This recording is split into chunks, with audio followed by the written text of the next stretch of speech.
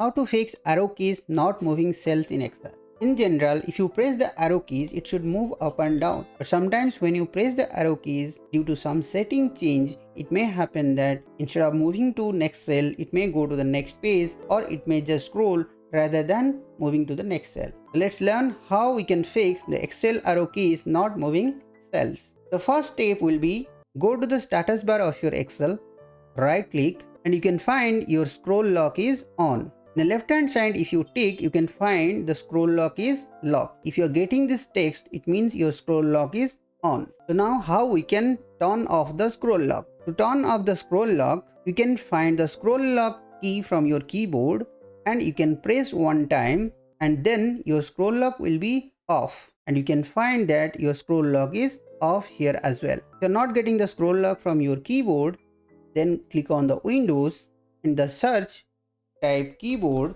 and click on screen keyboard. If it is in blue color, you can find the scroll lock is on, and you can find the same thing here as well.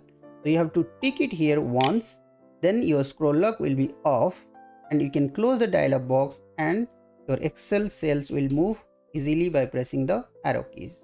Thanks for watching.